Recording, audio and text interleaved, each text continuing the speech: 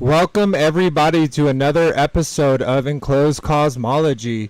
This one is episode 23 and it's labeled Promise. Super excited to get in here, and we got the OGs all at the round table, starting out talking about Joshua. So super stoked for that. But before we get into that, as always, we'll go ahead and let the panel, all the people at the round table, introduce themselves. Throw it off to my main man, Anthony Dickinson. How are you doing? Shabbat shalom, brother.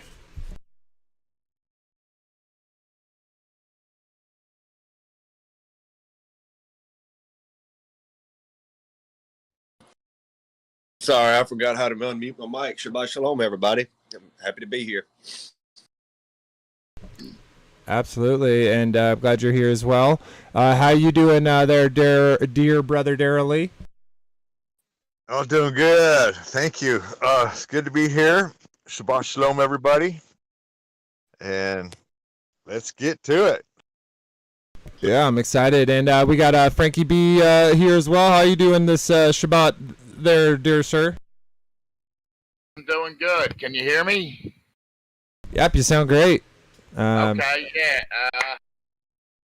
Got a new acoustic, putting new strings on it. I like to string up during the show. Nice. String guy. I hope everybody had a great Shabbat. Me and Nick jammed. We had a good time. I hope everybody has a great barbecue weekend. And just enjoys fellowship with the family. That's what it's all about. Yeah, absolutely. And so I guess before we get into it, we'll kind of do a little housekeeping. I just want to remind everyone that we're still trying to get closer to that goal. We're obviously super thankful for those that have donated already to the GoFundMe. But we're still trying to get higher to that goal. So maybe you weren't able to help before, but maybe you're able to help now. It'd be super helpful. This is all into regards to Anthony's deal with his local, law enforcement and all that jazz, and his current situation. So we're trying to get him enough to get a retainer.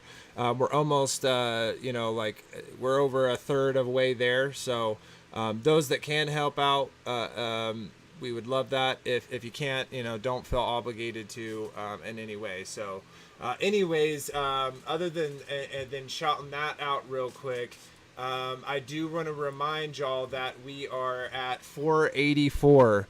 So we're only 16 away from hitting that 500 goal, and still looking like it's going to be the shofar. But make sure, if you haven't, that you go to the Take on the World, you go to the community page, and then if you look, we have this poll. So you can go ahead and vote on this poll, and then that will give you your decision. It looks like right now it's at 49% the shofar. So we're going to be giving out a nice high quality shofar when we hit that 500 mark, and then we'll think up something awesome as well for that 1,000 mark. So we do appreciate all those who do subscribe, all those that leave comments. They really do help us grow and hit those goals and share those puzzle pieces. So we definitely appreciate that. And then, of course, if you haven't heard of Take on the World, go and subscribe to them. They allow us to also multi-stream on their channel and use their platform to share our puzzle pieces. So make sure you always give them love, and they have great content throughout the week. So they're definitely worth checking out. We'll kind of... that's it that I want to share for now. We'll get into the comments and stuff at the end of the stream, but let's go ahead and move on. So pull this back up. Boom. Okay. So so what I have the stream named is Promise. So and if anyone checked out the description of that of this video, it kind of will give a good indication of what we're talking about. So it says, welcome to 23rd episode of Enclosed Cosmology Fellowship Roundtable. Join us as we start down the warpath with Joshua as he conquers the land that was given to the Commonwealth of Israel. From the blessing to the walls, to all the bricks crumble and fall. HalleluYAH YA YA YA YA. I thought that was clever if anyone got that. But anyways, so what were you gonna say? I said I like that. So yeah, I guess if there's not any other housekeeping or things that other people want to mention, we can just get into the episode. Anyone got anything? Who wrote that? You? Yeah. All right, we'll sign you up as a lyricist for the band. As long as it's parody songs. Yeah, I can do a few parodies. No, literally, when I was growing up, like, my dad would always sing songs with the incorrect lyrics. You know, sometimes vulgar, sometimes not, but I do that to this day. Yeah, that must be a generational thing, because I do it too. I'm in my 50s. Your dad would have been, what, in his 60s? He would have been 67 this year. Yeah, that must be a generational thing, because me and my friends, we do the same thing. I do it at work all the time. Nice. Awesome. And then I guess I think that's it. So yeah, let's go ahead. I did pull up a few scriptures that I want to talk real back. We're gonna kind of jump back a little bit because on our last one, you know, we were talking about Moses, but because we're talking about Joshua, I think it's fair to kind of skip back, even though, you know, Moses is now alive, because at this point, you know, we're really going to start focusing on after the crossing of the Jordan.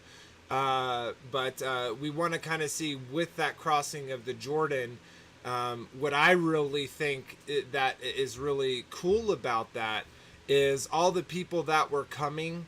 I feel like their hearts were right, and it took that 40 years to get that whole group of people to have the right heart to walk in, to cross over a threshold, you know, the Jordan River, into something that is quite remarkable. You know, like in war, and the odds that they were up against, and the peoples that they were up against, and the miracles that we'll see, I believe came from obviously the Father, but because the Father was showing up even more because this group of people that was crossing the Jordan were ready to hear him. And of course, there's always, you know, I'm not saying it's 100%. There was no, you know, hesitation among them, but I just think that for the most part, that group of people were ready to take on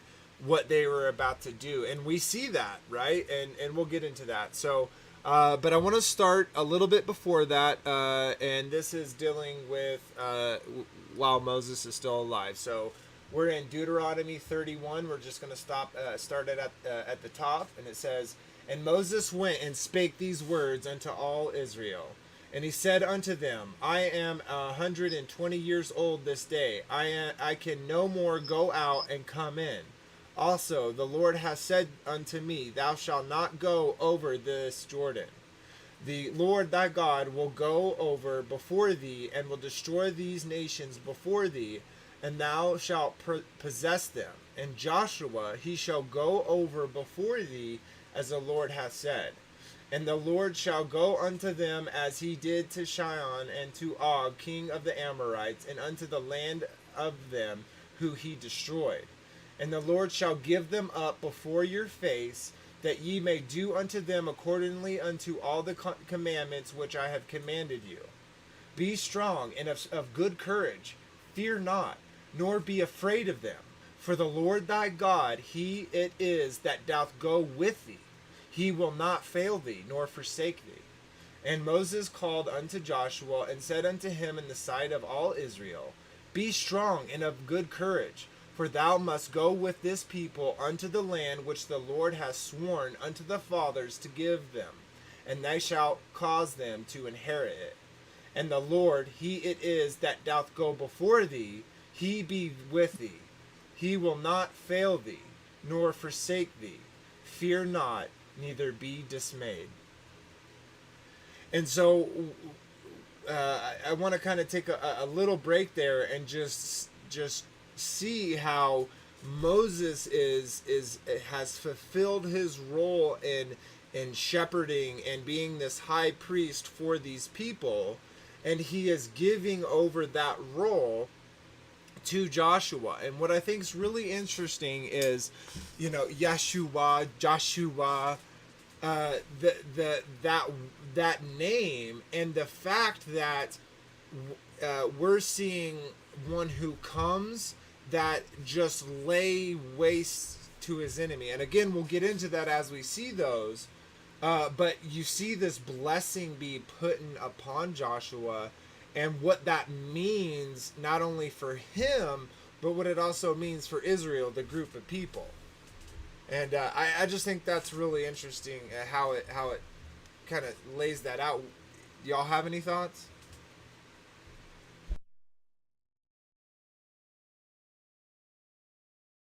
I think that was a very good transition into Joshua. But I probably won't have anything really until we get into Joshua. Totally. And I do have one more. I got this 34. So let me pull this up. Oh, okay. Here in 9. We'll go to 7. It says, "And Moses was 120 years old when he died. His eye was not dim, nor his nature forced abate. And the children of Israel wept for Moses in the plains of Moab 30 days. So the days of weeping and mourning for Moses were ended. And Joshua the son of Nun was full of spirit of wisdom, for Moses had laid his hands upon him, and the children of Israel hearkened unto him, and did as the Lord commanded Moses."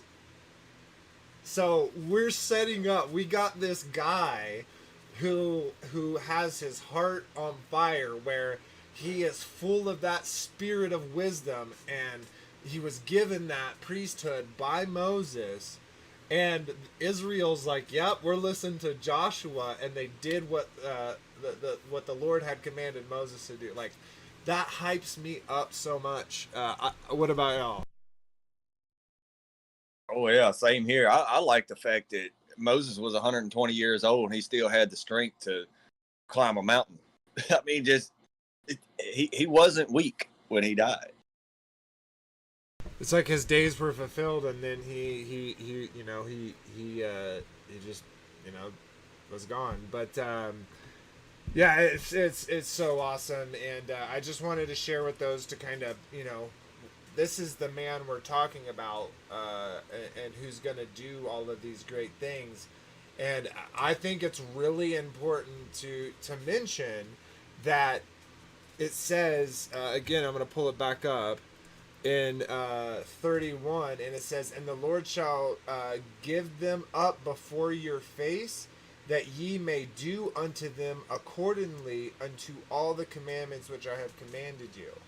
So they're taking these commandments and they are fulfilling them. They're doing them, and I literally believe that how we have kind of talked before, that doing things physically can have a spiritual manifestation, right? Like a negative or a positive one.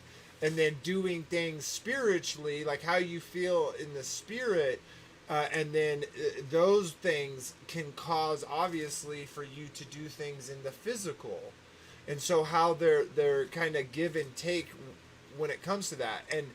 And so here, I think this is a good, we're going to get into a great example of what happens, what is possible for a people that are following the Father in his words. So I just kind of wanted to bring that up, but I can drop these two, and we can get into Joshua 1. Did anyone have anything before we do? Yeah, a little bit.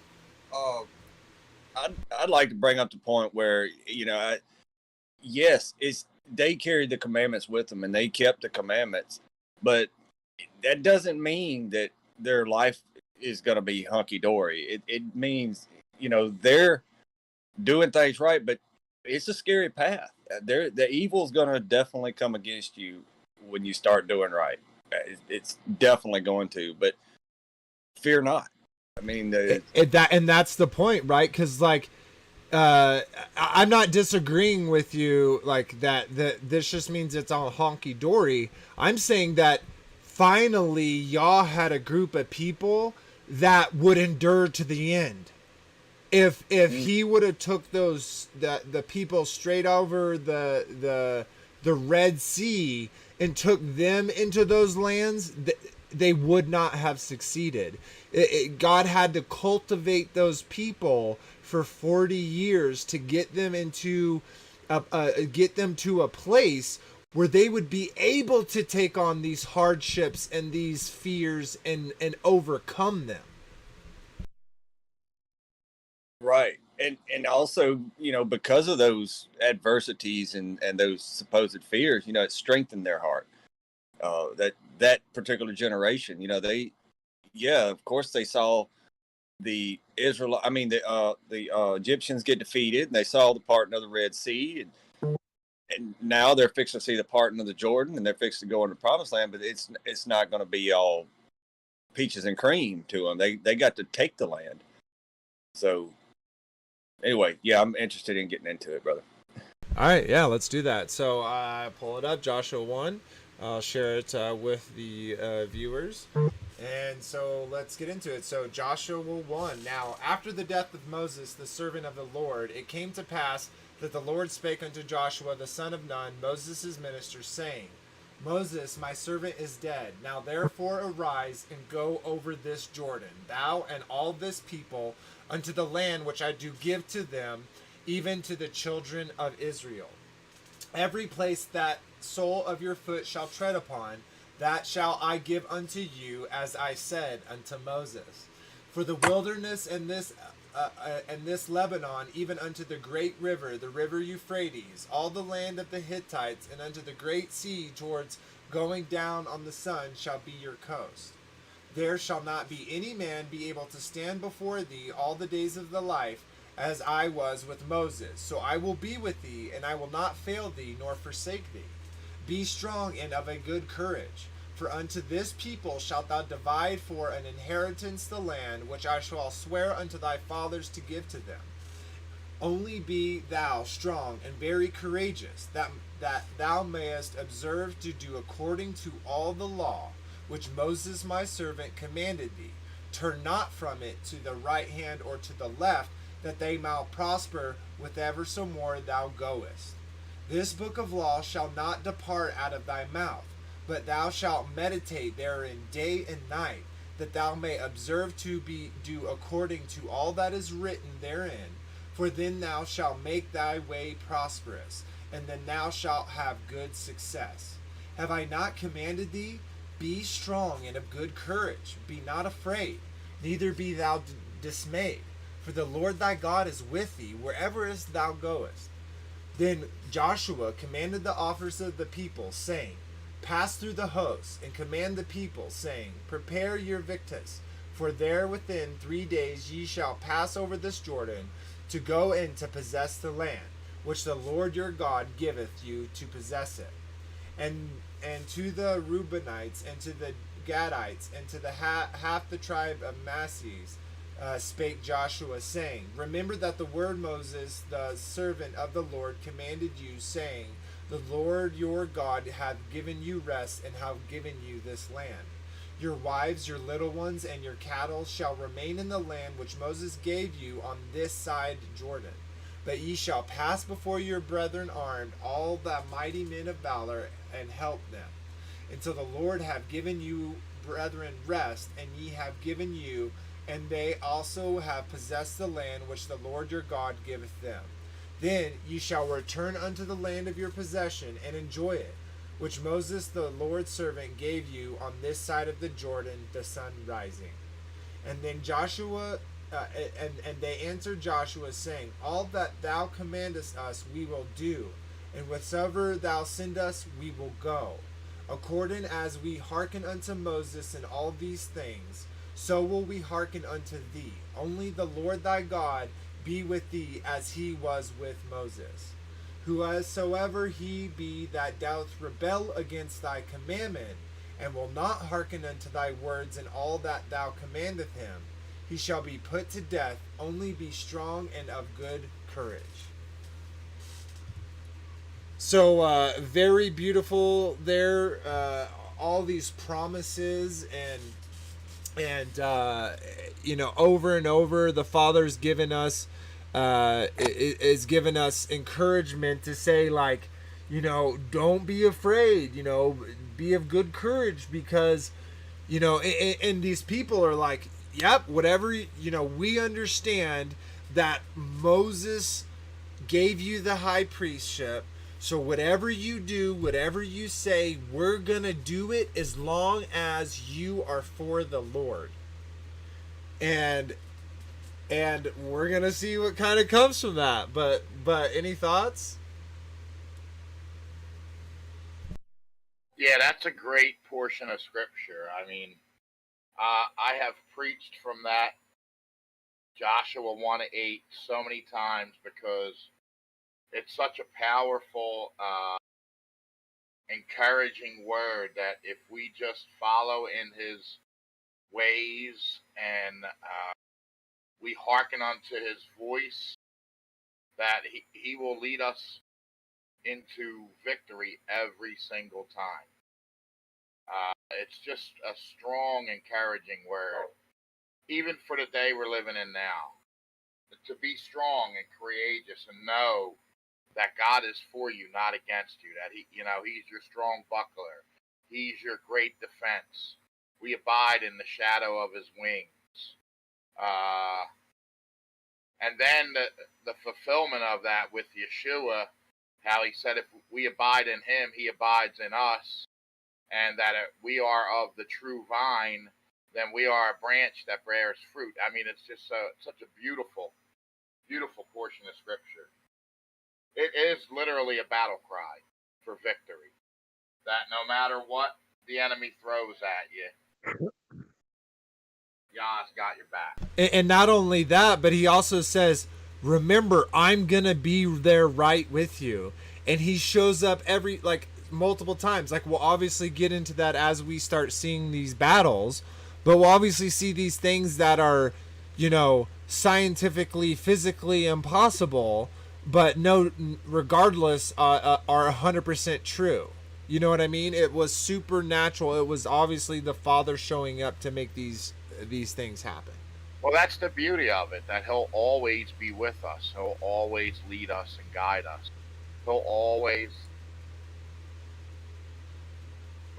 show us a path to victory, as long as we submit to Him as Father and we engage with Him. I mean, if we don't engage with Him, then He can't tell us how to win the battle. I mean, if we try to do it in our own strength, I mean, what can He do? You know what I mean? There has to be a certain submission on our part to let Him show us the path to victory. Right, and that would be keeping His commandments, statutes, and judgments, right? I think it's more than that. I think it's listening to His voice too. I mean, totally, but right living is part of it, but He has an audible voice that He speaks to us every day. If you engage with Him, He'll give you answers. He'll show you direction. He'll show you the best way to victory. You know what I mean? I kind of feel like He would show us the only way to victory. But in order to for Him to even want to take the time to talk with you is if we allow Him to, basically. We can't just turn a deaf ear to it. Yeah, that's exactly what I said. Yeah, if we have to submit to Him. Mm-hmm. We have to ask for his guidance. He's a gentleman. He's not going to just intercede if we don't engage with him. He wants a relationship. Right. And that was It's a child. When a child comes to a father for advice, that father is so proud, and especially a child in their teens or in their 20s or in their older age, asking their father for wisdom. It's such an honor for that father to say, "Hey, well, this is how I look at the situation, and your best path for victory would be this, this, and this." You know what I mean? well, yeah. I mean, it tells us straightforward. In order for us to submit to Him, we have to keep His commandments, statutes, and judgments.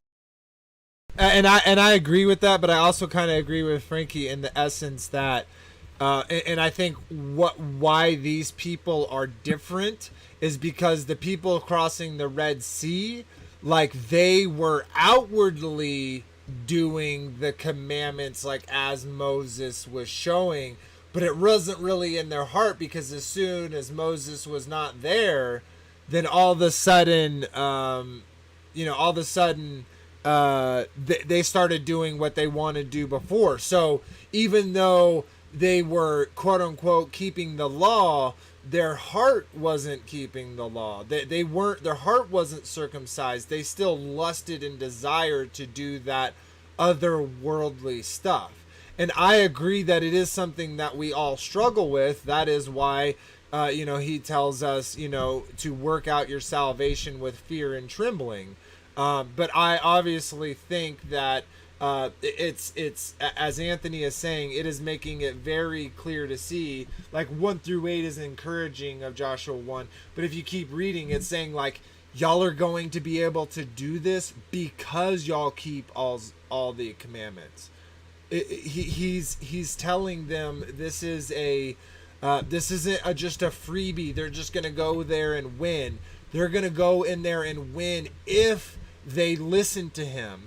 And again, we'll see as we get more into Joshua what happens when they don't listen to the Father and do their own thing, and what that causes, people in their lives. So now, as kind of we are in cosmology, we're not gonna literally read every single chapter, every single book. We encourage y'all to do that. And I know that I'm reading the King James Version, and in my opinion, if not everything, it's probably everything that has been grabbled to some degree. So what I would always suggest is to read other things. I like the language of the King James Version. I like that old English type of style. It's the best grabbled version we have. Yeah, totally. In my opinion, in other people's opinion, not everyone's opinion.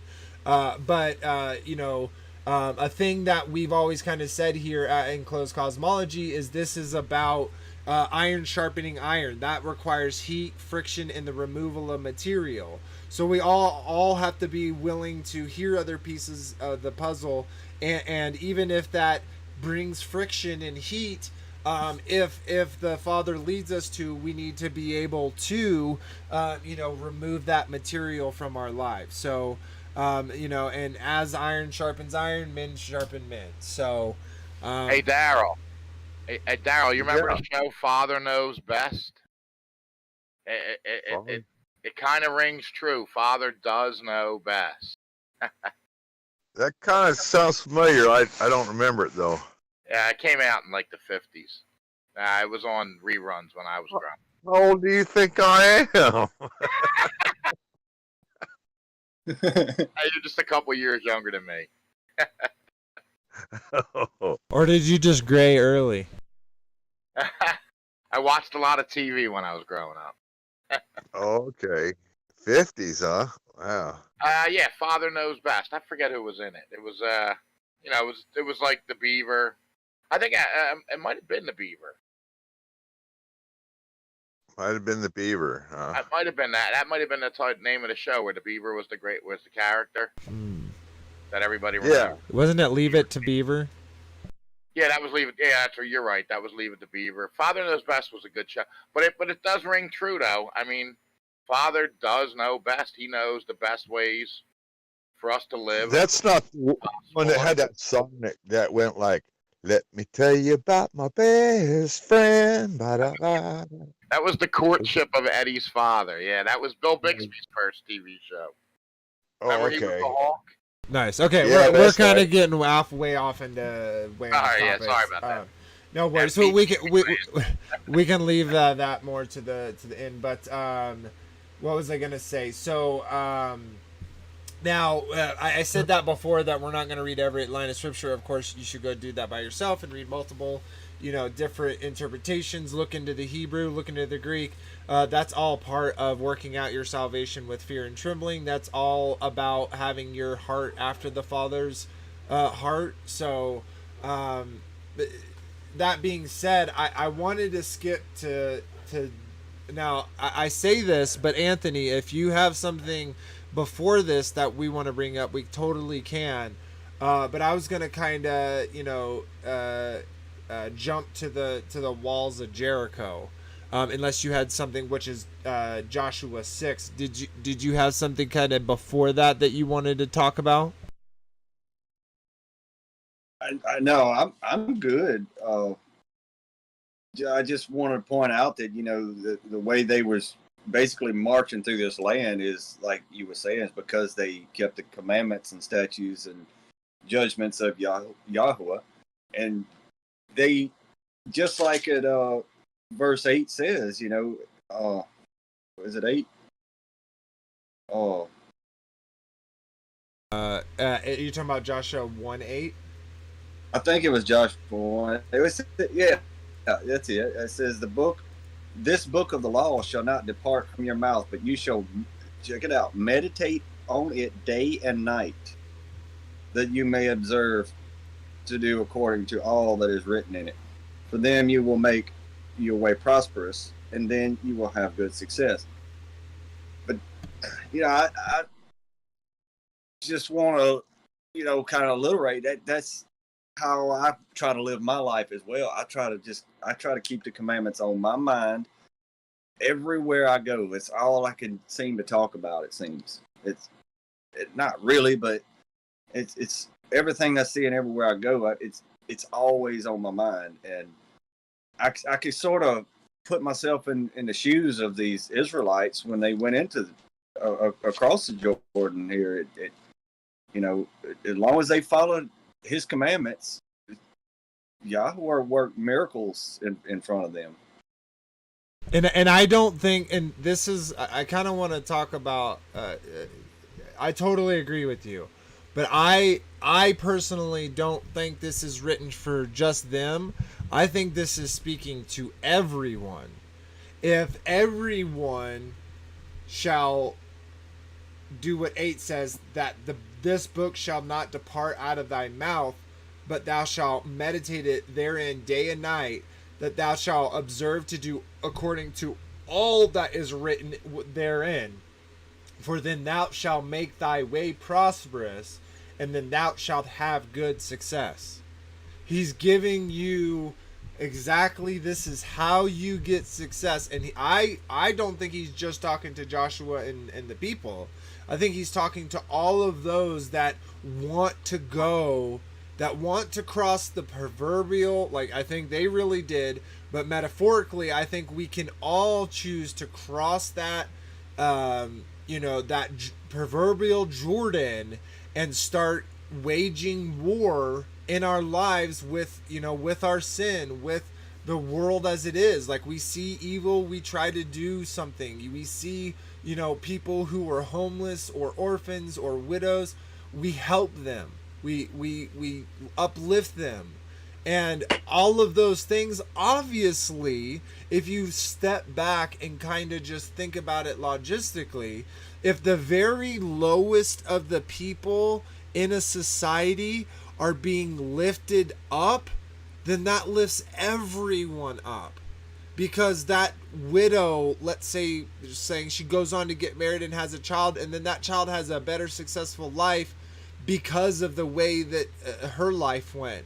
And obviously that cascades forever and ever, and we see that in in the Ten Commandments, how specifically talking about people worshiping graven images and people that do that for 4 generations, those people will hate the Father. So we see the consequences. We've seen the consequences then of what happens when you don't practice what the Father is asking to do, to observe the behavior that the Father is asking us to observe. We get a spanking, don't we? Yeah. Proverbial spanking. Yeah, in life we totally see it all the time.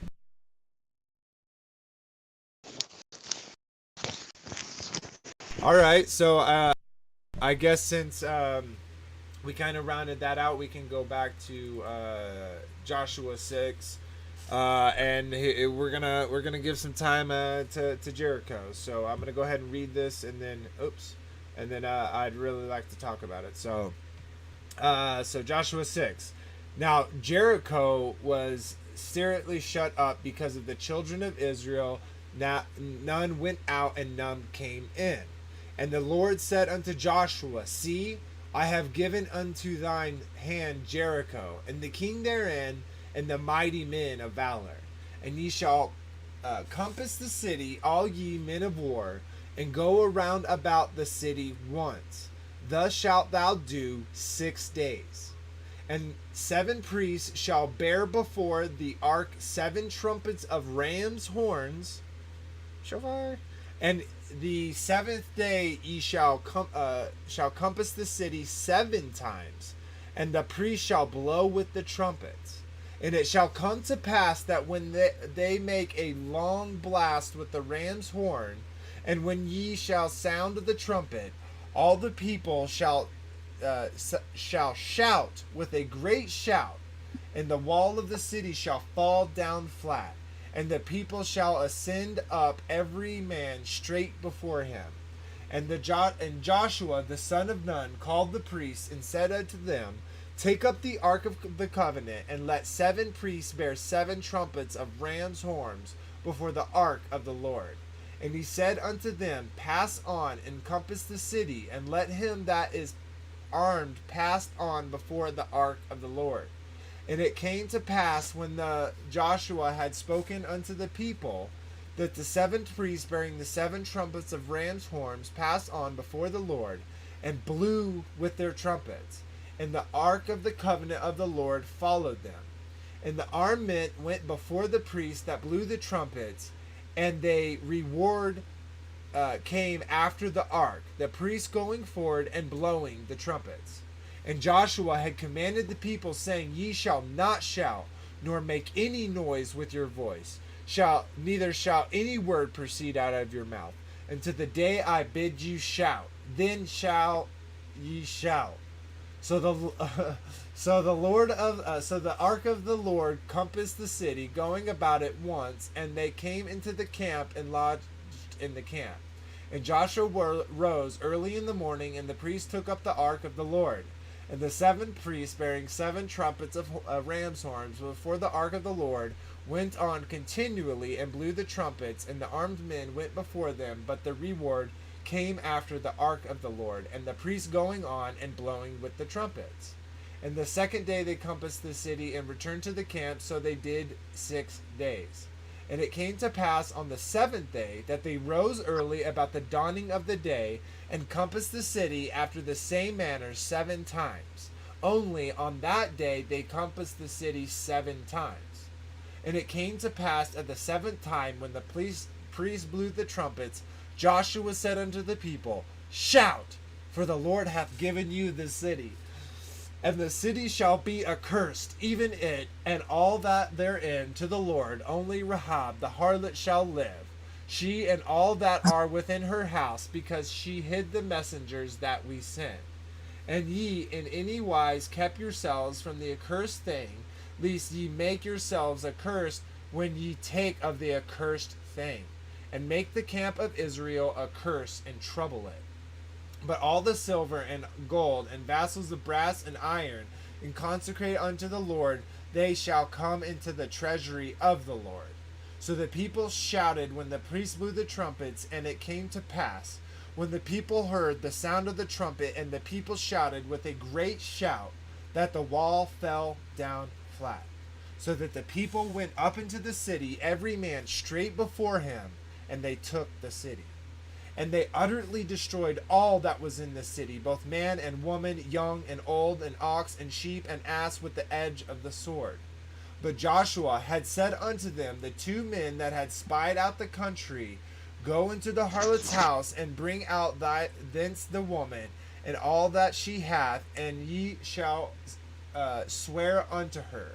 And the young men that were spies went in, and brought out a Rahab, and her father, and her mother, and her brethren, and all that she had. And they brought out all her kindred, and left them without the camp of Israel. And they burnt the city with fire, and all that was therein. Only the silver and the gold and the vessels of brass and of iron they put into the treasury of the house of the Lord. And Joshua said, Rahab the harlot alive, and her father's household, and all that she had, and she dwelleth in Israel even unto this day, because she hid the messengers which Joshua sent to spy out Jericho. And Joshua adjourned them at that time, saying, Cursed be the man before the Lord that rises up and buildeth this city Jericho. He shall lay the foundation thereof in this firstborn, and in the youngest son shall he set up the gates of it. So the Lord was with Joshua, and his fame was noised throughout all of the country. Oh my gosh, there's so much to talk about in this one scripture. And I know, again, we skipped, 2, 3, 4, 5. So we don't really have the context of, who this harlot is. But I do want to talk about her in a little bit. But before I get into that and some other points, do y'all have anything that is burning your brain that y'all would like to talk about, discuss about what I just read?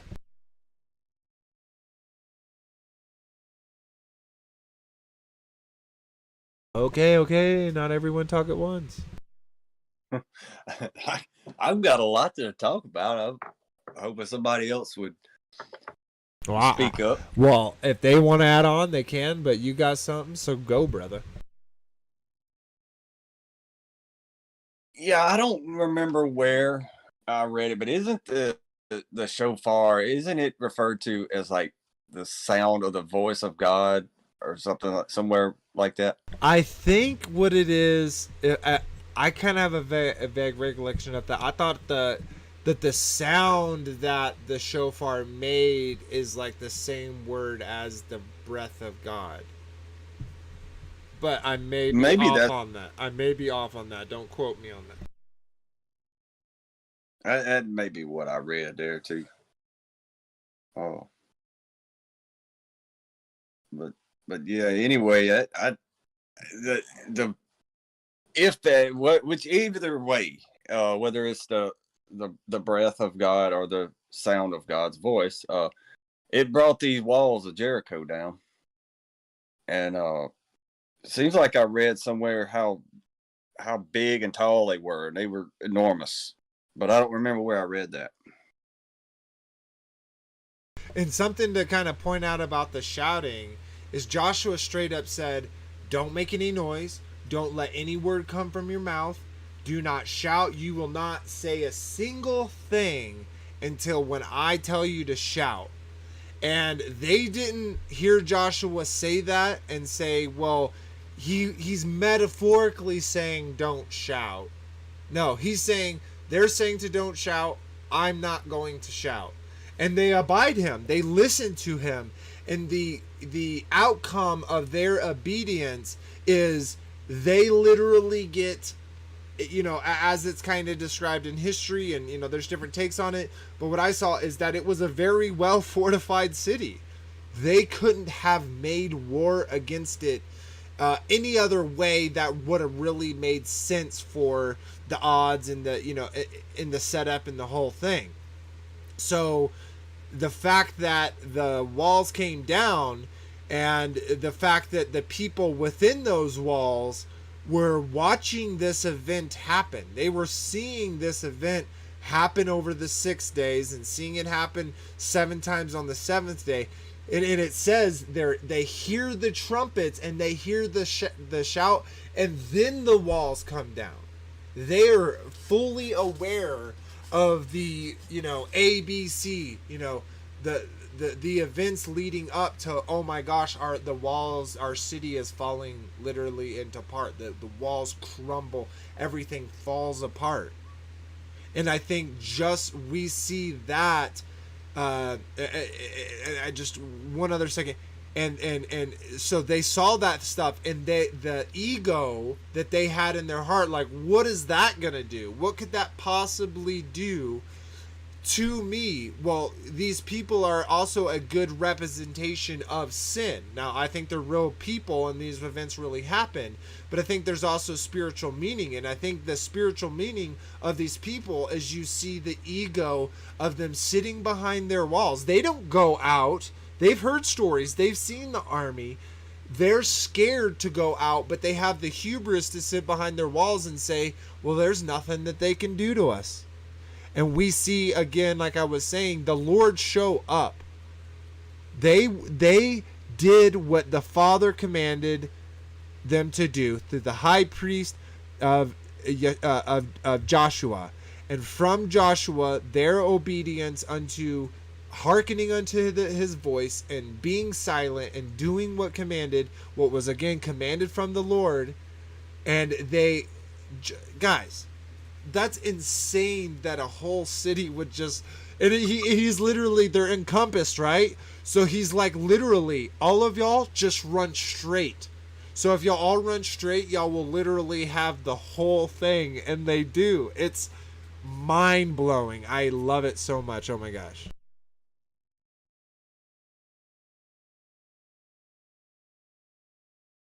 Yeah, it's a pretty interesting story. Well, it's just another example of God, of Yah giving us the victory, and how great his compassion and love is that he would, give us the victory in every battle that we go through here in this realm. And there's these are examples of men living by faith, like Hebrews said. Now faith is the substance of things hoped for and the evidence of things not seen. And then it just lists all of the a certain amount of the examples of how Abraham got the victory, Moses got the victory. It's just another example Isaac. of Isaac, of Yah giving us the victory. It's wonderful. And I also wanted to pull out, again, we didn't read the context of it, but the harlot. Now, not only, so she was a harlot, I kind of have some interesting thoughts about this, but some questions. So, even though she was a harlot, which is not, within Torah, right? It's not within the instructions of the Father. Obviously, it's contrary.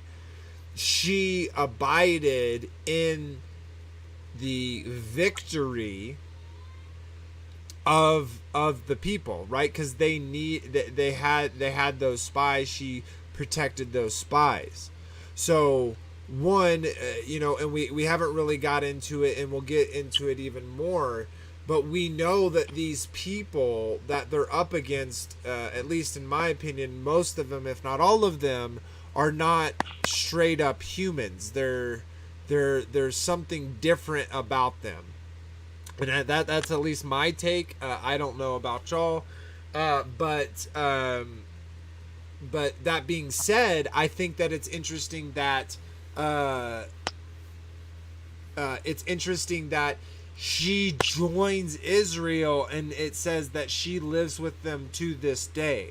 So she was, I wonder if she was maybe, if the issue or kind of a difference here is kind of genetics, where it's like something's different about them, but she's 100% human, so that was one reason why.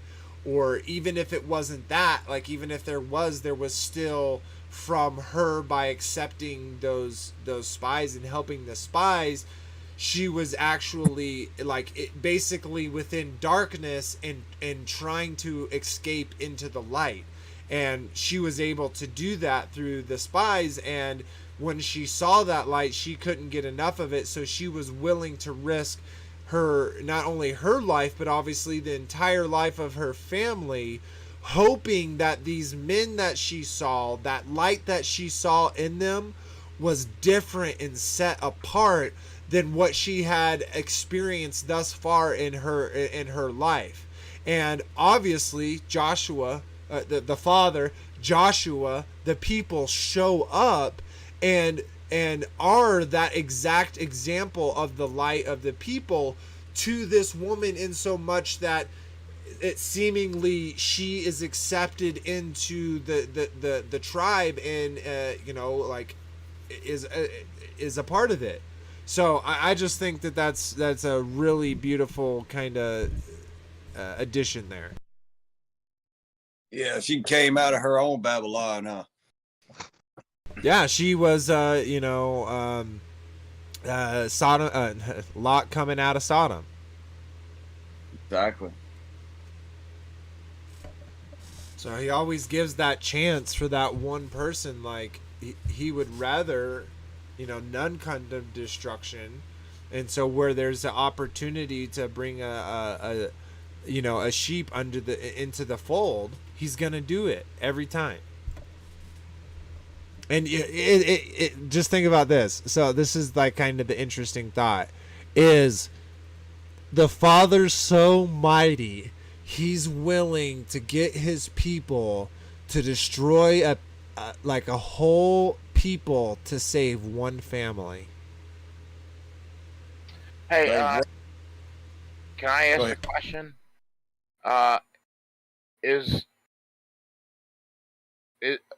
Is her descendants the ones that married the king that fought Elijah in the Book of Kings? I forget the king's name in the Book of Kings when Elijah went against the servants of Baal, and the wife of the king told the king to have his army hunt down Elijah. Could it be that they are the descendants of Rahab? I actually have never looked into that. I've never looked into that. That would be a kind of an interesting thing. And if that's the case, like, I always think with people, there's an ebb and flow, right? Like we saw, at least, again, they kind of jump back to like Ishmael, right? Like we saw that he kind of did the right thing, but he also went on his own path. And that had to do with, his upbringing, but which had to do with the fact that Abraham tried to figure out his way instead of, being obedient to the father and waiting for the father to show up.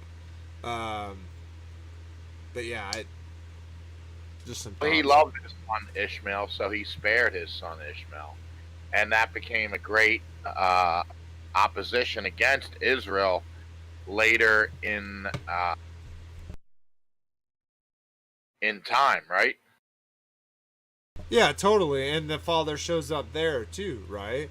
So right. So it's even the father uses instruments of evil for his own will, right? And so I think that those are kind of beautiful because it's the same way, right? Even if you have a nation rise like that, like the nation that rose from Ishmael, you have people like the harlot here in Jericho that will come out of that desire to come out of the darkness and live in the light, or come out of deception and live in truth. So he shows up either way. Like if you're on the opposite, okay, so if you're in the darkness, if you're live in an evil country or an evil nation or tribe, and you want to come out into light, well then the people that are in light, that are living that, are people like Joshua, who like we said, God shows up for it. There's nothing he can't do. He just needs to be, you know, of good courage and to endure to the end, and to be faithful to all the laws and commandments that the Father gave him, and he will succeed. And we see this, like, I don't know, like, I think a lot of people pass over the walls of Jericho so much, but I think they are literally, it's mind blowing, all the, like, the physical actions, the physical things that happen, and then how that also, like, spiritually ties into all our struggles, not only against ourselves but against this world that we live in. So I know I'm ranting at this point, but those are my thoughts about Joshua 6.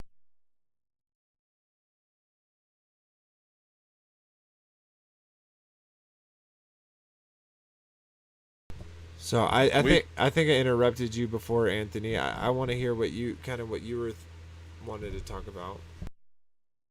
You didn't interrupt me. But speaking of the walls of Jericho, you know, we have proverbial walls in our life all the time. You know, there's always some sort of stumbling block just waiting to trip us up every which way we turn. And I feel like if we do just put our trust in Yahuwah and follow him, he'll show us these stumbling blocks, and we could just walk around them, step over them, blow a trumpet, and bring it to the ground. It's a good point. I wonder if, like, that's a thing we I'm sorry, I just want to say, I wonder if that's a thing that we could actually do, like, if we reproduced that same thing. Oh, I guess we can't because we don't have the Ark of the Covenant. Anyways, what were you going to say, whoever I interrupted before? Yeah, I wanted to say there was more to just blowing the trumpet. They were also commanded to be silent, and there's other places where we're told to be silent. You know, we're be told to be still and know that I am. You know, so having that trust, you know, a lot of times we'll run out and think we got to do this or that, you know, but we can't do it on our own. You know, we got to know sometimes when we got to be still and just trust, you know, because that was part of the walls coming down, was they had to be quiet for a long time, and then at a certain time they were to make all the noise, you know, and blow the trumpets and shofars and all. Well, right?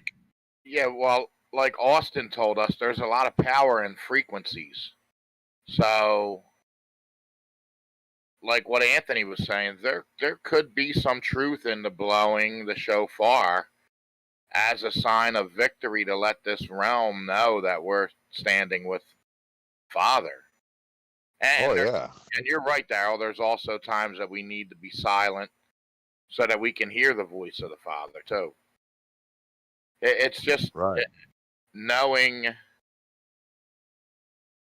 the love of the Father and being in relationship with him to know what direction we need to go. Because there is sometimes we just need to shut up, shut our mind up, and just be still before him, and stand in faith before him and know that he is in control of whatever we give him. But the key is we have to give him our struggles. If we don't give him our struggles, he can't intercede for us. You know what I mean? Does that make any sense? Oh yeah, definitely. Yeah, he literally had to lock me down, hold me down, and say, "Look here, this is which way I want you to go," because I wouldn't listen. You know, I try to think too much, or try to do it my way, or something like that. So he literally had to hold me down and say, "Look, do this." And at that point, don't you think it was easier to do that because the Bible was a lot more not literal to you? Actually, it seemed to make the Bible more literal. No, I agree. When you start taking it literal, I'm saying, like, before, when Like for instance, before when you know believed in a globe, like Genesis 1, you kind of had to do some mental gymnastics to make that make sense, right? But then once you like, okay, wait, it is what I thought of as a child, like, and I feel like we all thought that, like, though I totally got into believing in the globe, you know, like head over heels. Um, as a child, I do remember being very confused why they couldn't explain to me why why we were spinning, but I couldn't feel it, and like I could never get over that. Right? I could never get over that as a child, but I kind of suppressed that until later on, uh, and was like, oh wow, it was right as a child. I did not feel moving because I'm not moving. Right, and I agree with you. I didn't understand what you was asking, but yeah, it did all come to me when I started taking scripture as literal, unless it says otherwise. Like, behold a parable, or if they use similes like the word like. Uh, that's when I start looking at, should I take this literal or should I take it metaphorically? And I want to thank the late great Rob Skiba for showing me that. Uh, how we can actually read scripture as literal unless it states otherwise. He taught me a lot when it came to that.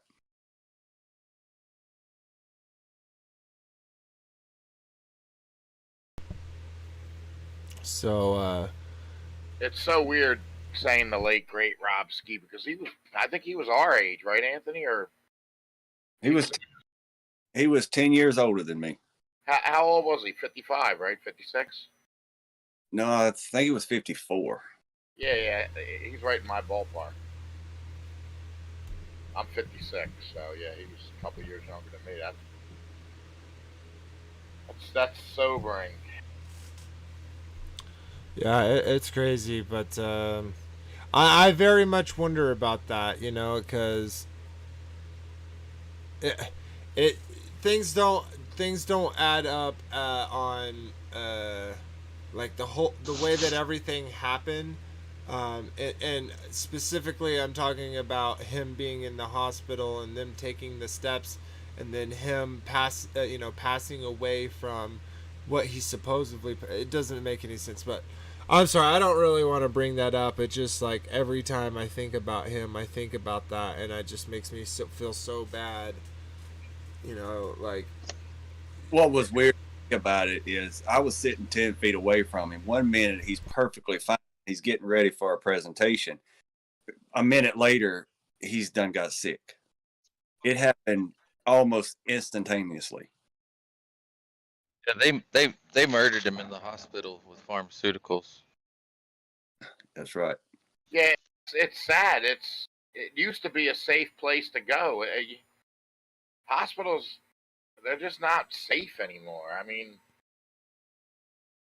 elective surgeries and even if you need help with something simple, it just seems like it's and now all the people that passed in my life, like my grandparents, now I'm starting to be a little skeptical. And my dad, I'm skeptical on how they treated my relatives. You know what I mean? do you mean during I'm the not. whole beer bug I'm, time? No, this was years ago, but still, I mean, my grandmother went in the hospital, never made it out. My grandfather went in the same hospital, never made it out. My dad went into the same hospital, never made it out. I mean,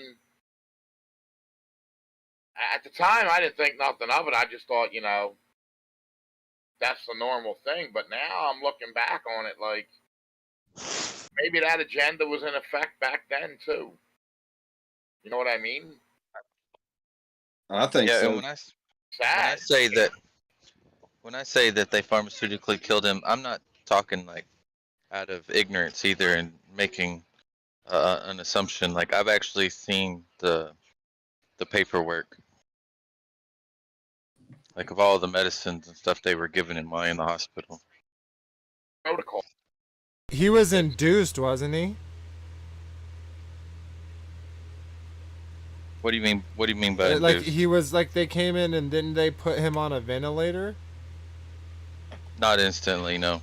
Well, He okay. was in there for So a few days before that happened. Okay, totally. Okay, so the reason why I asked though is because when they put you in a ventilator, they put you under, right?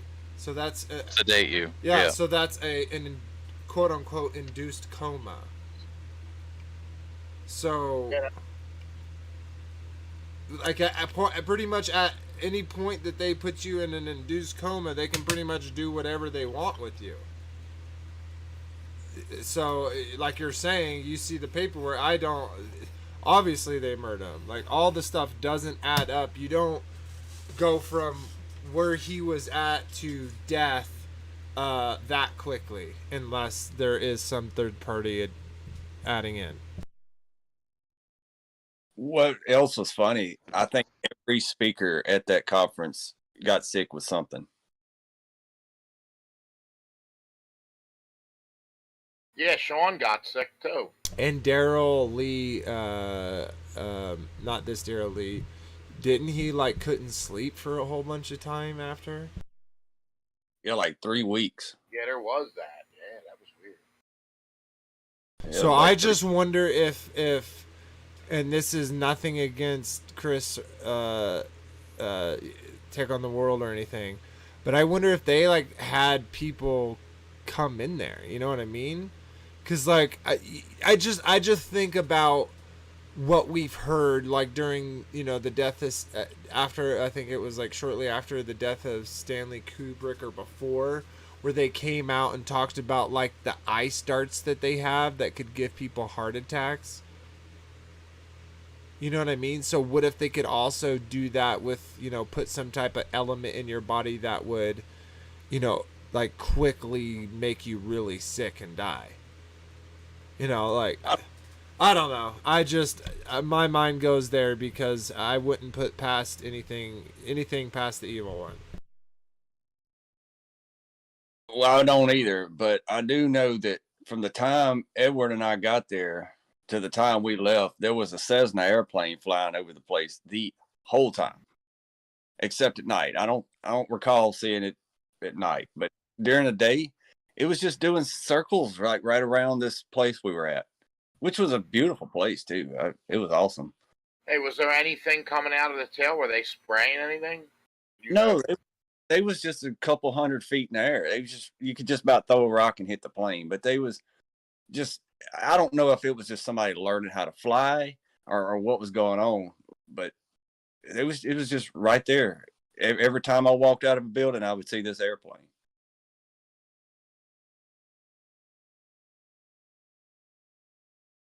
I just thought it was a little odd, sort of the whole time. I don't think I even made mention of it, but I thought it was a little out of the way or something. Hey, do we really only have 6 people watching us? How many people are on Take on the World, Anthony? We got 7 currently. You know, this kind of happens when we take those breaks where we don't stream, because we're such a big channel. It's less likely to get described. But I actually that's a good segue. We're really thinking. I don't know. I hope this will work for everyone, but we're thinking about actually moving these to Friday night. The reason why is because there's not really much going on Friday. There's, even on Take on the World, Ian used to have his, like before ours. And now it's like, it starts at our time or after our time. So unfortunately we kind of miss some people that want to watch Ian too. And like my wife included. My wife loved when he did it on Fridays, but I think, we need to talk to this Chris Bailey at Tick of the World, but I think a switch to doing it on Friday nights, kind of would get us get more where we can get more viewers, so we can share more puzzle pieces and we can grow faster. So I hope we can talk about that definitely in the after show, but I kind of wanted to bring that up to see what people's thoughts about with it. Again, we can kind of get into that later, but so Also, you moving should to- apologize that you didn't have a show last week, because people that normally would get on there, they look and they're waiting for it, Yeah, and there's no show. Like, I do you could have made it apologize. short, man. I know I should have made it short or something. I had my son, my oldest son. He was graduating from preschool, so it was like an hour and a half thing, and basically I got home and I hadn't even put up an episode. I didn't have time. I was like 90% on the outro, which kind of, for those that are here, you stick around at the end, it's gonna look a little bit different than you've seen. I put quite a bit of time into this outro, so I hope y'all stick around to watch that. It's gonna be pretty awesome. And those that watch it later, tell me what you think. I hope y'all enjoy it. But anyways, we'll get into that again more later. But I wanna kind of bring some more stuff up about Joshua. Don't y'all think it's extremely interesting that we obviously see it throughout Scripture, but how 7 comes up here? They do it 6 days, and then on the 7th they do it 7 times, and then they blow the 7 trumpets, and then this thing happens, which is really. I think there's a lot there when it comes to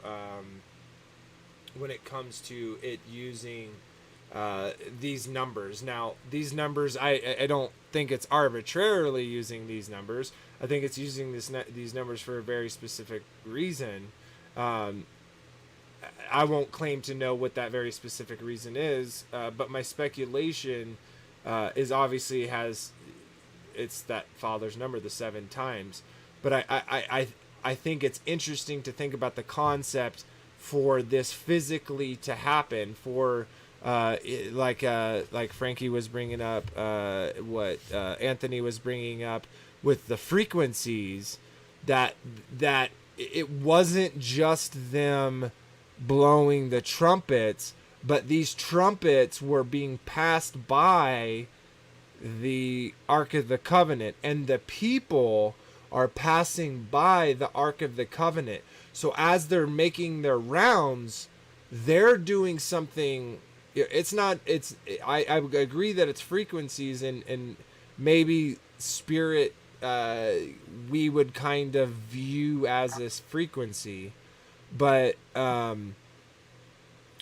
Hey, there was obviously something being transferred from the there was something being transferred from the Ark of the Covenant to the people for that thing to happen. Go ahead. I'm sorry, Frankie. could you imagine if, as they passed the Ark of the Covenant, it started to glow and it lit up with power? Wouldn't that be something? Yeah, it doesn't describe that, but maybe it wasn't even physical, like a physical glow around them, but maybe they felt something that they couldn't explain. You know what I mean? So that gave them the heart to be silent and do as they were commanded. I'm actually glad you brought up the trumpet part. You reckon that has any correlation with the trumpets in Revelation? Well, I would say yes, because at least in the fact that it's 7s, right? Like, he uses these 7s for a very specific reason. The first reason we see this is a completion, right? Like, we understand, a week as a week of completion because you have 6 days of work, in the 7th you rest. So 7 is used over and over in that completion. We see that through the seals, the trumpets, and the bowls, just the same as this is a symbol of completion. When they complete it, there is the blast of the trumpet and a shout, which we literally see, happening in at least some of the trumpets, and especially the ones that are kind of seem more violent or wartime things. So yeah, there's definitely correlation. Like, whether you take this and help you try to figure out with what Revelations is saying, I'm not 100%, but I think that's an interesting idea at the very least. Hey, maybe when they kept passing the Ark of the Covenant, they were getting power, and that's why they were told to be quiet until they were fully charged with the power of Yah to give a shout of victory and blast the trumpet. But it's even deeper in that. Like, I completely agree, but they're also taking that power and spreading it out in this circle around, encompassing the Jericho. You're breaking up, Vader. Oh, I think it's you. Check. Can you hear me? Okay. Yeah, no, you're totally good. I think it's Daryl. When you're back, Daryl, I'd love to hear what you have to say. Yeah, you were breaking up. I couldn't hear what you said. Oh, you're perfect now. You sound so good now. Okay, yeah, I couldn't hear what you were saying. You started. It was deeper than that, and then I didn't hear what you said. Well, I'll just kind of re-say it. I was saying it's deeper than that because they were spreading it, right? So they were walking out on a circle as they were passing the ark, and they were going around in circle and circle and circle. So they're taking the ark, and not only in themselves, but they're spreading it around in this circle. Yeah, that makes a lot of sense why they would be quiet until it was fully charged to make the shout and the blast of the trumpets. There's something in that, bro. Totally. That would make sense too on the frequency thing too, because if they were making any other kinds of noise, it would disrupt the frequency. It wouldn't be the pure sound that they were commanded to make. Yeah, it's so crazy. It was like a spiritual bomb. It's so cool. Yeah, that is cool. Well, if y'all say that it has a correlation with the trumpets in Revelation, we would also see which happened, like on each day that the Israelites were marching around Jericho, if we read it in Revelation. And North Star was pointing out something a couple of weeks ago that was really interesting, how we could do that. How we could do what? How we could look and see which trumpet did what, and I'm sort of seeing a correlation between Revelation 8 and 16 with Joshua 6 about the trumpets and how they marched around it, and then the voice, the loud voice. It says in chapter 16:1, it says, "Then I heard a loud voice from the temple saying to the seven angels, go and pour out the bowls of the wrath of God on the earth." So the first went and poured out his bowl upon the earth, and a foul and loathsome sore came upon the men who had the mark of the beast and those who worship his image. But the way that Chris and North Star were pointing out is like that happens like right after the trumpet is sounded. What, walls fall down? No. I guess I'm kind of the first. Well, each day, the first day, that would be the first trumpet. It would correlate with the first trumpet in Revelation 8, right? Well, they only blow the trumpets on the seventh day at the very end. So they, that's like that. There's the blow and then the shout and then the walls come down. Each day they're not blowing the trumpets. Why was I thinking they was blowing the trumpet each day then?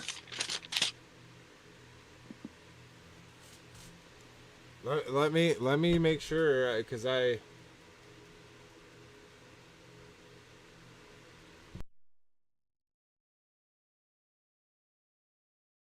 No, they were to walk around silent for the first 6 days.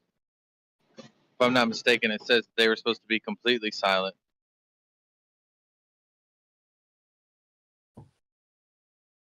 Okay, maybe I was misunderstanding that then. Yeah, it was. They had to be quiet until the seventh day, the seventh encompass, for Joshua to yell, shout, and then they blew the trumpet and shout.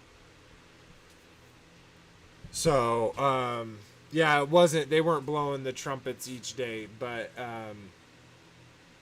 I think it's interesting that they're going. They're it also says that that the priests that had the trumpets, that they reward came after the ark, so they were around the ark, which means they were like getting. I almost wonder if it was like so think about it like this, like an engine, right? Like an engine, like at least you have this copper wire, and then you put a charge to it, and it causes it to spin, right? So they took this, frequency, this electrical charge, whatever you want to named it, and they put it in around a circle around the whole place. And then when they blew the trumpets, that was like adding the positive charge, and then they shouted, and that added the negative charge, and then that entire force that they had created from getting the energy from them getting the energy from the ark and spreading it in the circle, and then the priests with the trumpets, they're also getting the energy from the people marching to them. So it's like this huge, I use this word a lot and it never does justice, but they created this huge device, like this huge frequency spirit bomb. It literally blows my mind. Kind of like a tornado field thing or something. Yeah, exactly. Like they were manipulating the ether in some way to cause this local phenomenon. Yeah, a torrent. Is that what you said, Daryl? A torrent? Toric. They created a torrent. A torrent. Tornado. I might not be pronouncing it right. It's like a tornado on top of itself. Like if you took a tornado and copied it and flipped it around and put the two tips together. What's a torrent? Torrent is like it talking about the ocean. It's a type of a wave, I believe, like a series of waves. Could have caused a frequency torrent. Am I saying it right? Torrent. I'm not sure what you're trying to say. I think a torrent is a wave of power, right? Yeah. I'll have to look that up. Let me ask Google what it is.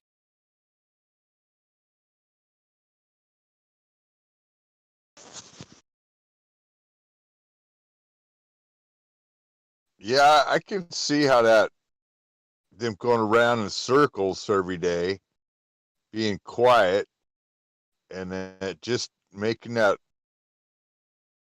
even with like a magnetical energy encircling. Yeah, it's. Did I lose sound? No, you're totally good. It's totally. Oh. Yeah, it's totally. That's exactly how I imagine it. Like, they somehow, with the Ark of the Covenant and them being quiet and them marching around, in the presence of not only the priests but the Ark and the trumpets, right? Because the trumpets were there even when they weren't blowing the sound, right? So they were a part of this device to create this effect. Dude, it's just, there's so many layers to it. It's so cool. It's like literally it's like a device. I don't know how else to explain it. It's like this created thing that like, and it was very specific on how, like, what they do and how they stand and how they walk and being quiet, right? It was very specific rules given to them. An electrical torrent is a energy source.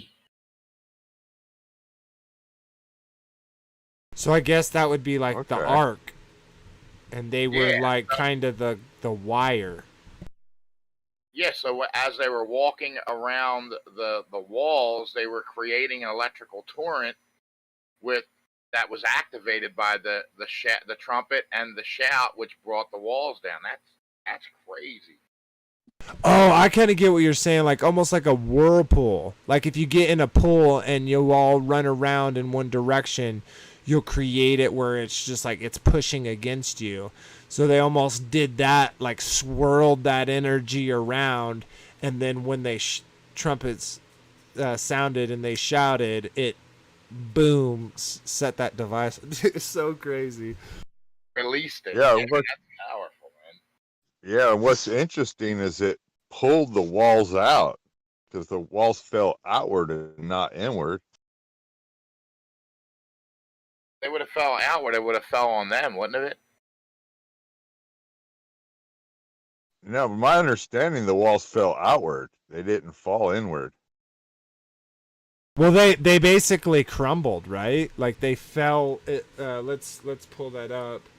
So people shouted, "Be strong!" But it came to pass when when the people, this is of Jericho, heard the sound of the trumpet, and the people shouted with a great shout. Oh no, sorry, this is the people waiting to shout a great shout, that the wall fell down flat. So that the people went up into the city, and every man straight before him, and they took the city. So they all were literally pointed directly straight, all the men. So when the walls went flat, they literally took that circle of power and they condensed it all the way down until it completely wiped out every living creature. Right, obviously by the edge of the sword, but they were given proudness in it, right? Because this is their like first real, real. They've seen it before, right? Like even passing of the Jordan and the water bulging up, so that like as like, with the Ark of the Covenant. But I think this is like, just guys, like how intense would this be? Like, don't you think like even the most devout person there that is like super excited and pumped to see like that what God y'all says is gonna happen, but don't you think they have like a little doubt? And like, dude, how is walking around this thing next to this box and then blowing these trumpets and shouting is gonna do anything to this heavily fortified city? And like, Yeah, well, how, like you said, they could feel the power, so they were gaining momentum as they were walking around it. They could feel the energy. They could feel the victory. no, I'm not disagreeing with that, but I feel like there would still be like a little doubt, just a kernel maybe, of being like, is really doing all this gonna do anything to the walls? You get what I'm saying? Like logically. Yeah, I mean, if you consider the walls, I mean, you could like drive chariots on the walls. They were that big. We're talking huge walls. Imagine being inside the walls and then seeing them crumble down with a shout and a trumpet. Yeah, they must have been. The enemy must have been scared to see that. I mean, my God, that would be. What kind of power do these people have? They must have been saying. You know what I mean? Yeah, totally. Right quick before we move on from the the wall, before what y'all were discussing, I wanted to read in the Septuagint, verse 20. It says, "And the priest sounded the trumpets.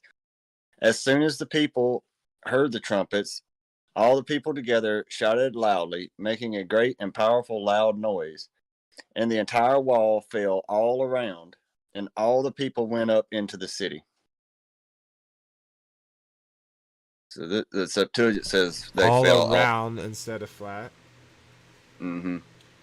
Well, I guess that's kind of because if walls fell flat, like just in my idea, right? Because it can't just like if it falls flat, you could almost say, well, then it's not moving. But I almost think about it. Obviously, it would kind of be like an outward thing. It would almost make them a mountain that they can climb up, right? Like it would fall down in a way that they could all march around it in this circle and encompass the whole thing. At least that's how I viewed it or view it. But I was literally about to change the subject before you said that, so I'm glad that you said that. Unless there's anything else, I had another thing that I wanted to bring up. Let me pull this up, and then I will share it with y'all. Give me 1 second. And where'd that go? Yeah. If someone has a point while I try to find this, I don't mind. Y'all chime in. Yeah, wasn't there like a verse somewhere that said that you could drive a chariot on top of the walls?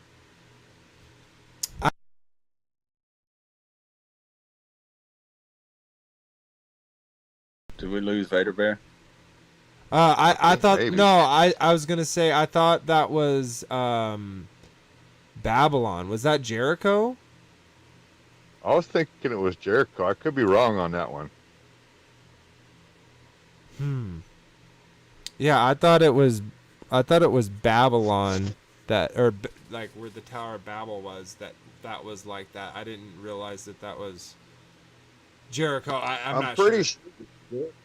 I'm pretty sure it was Jericho because I mean that was like this huge city that like that's why it's so famous that the walls of Jericho came down. Because they were like huge walls. Yeah, I'll have to look into that. That's definitely. I remember hearing that, but I don't remember which walls that was talking about.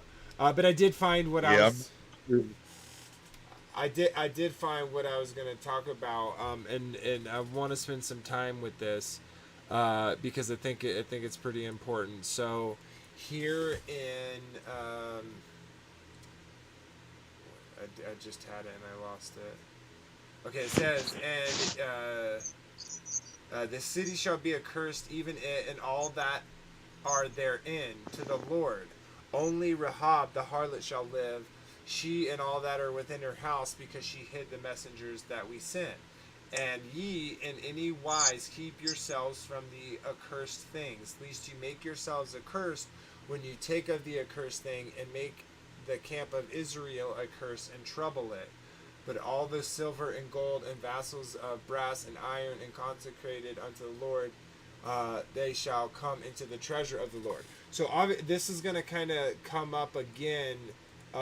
This time they didn't take anything. Everything was killed, and they only took the silver, gold, the vessels of brass and iron. And they were consecrated into the Lord, and they shall come into the treasury of the Lord. So I want to point this out because this accursed thing, I think this has a very much so tied to the evil spirits and their traction to physical objects as well as people, and how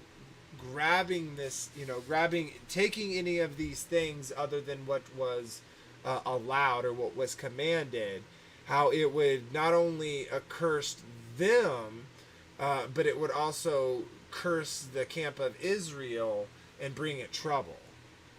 So I think that, and we will see again when we get into it more later down the road, of kind of consequences when this is broken. But I just think it's very interesting, and me personally, I don't know if y'all have ever kind of thought or tied the unclean spirits to this kind of transaction of don't take these things. Any thoughts?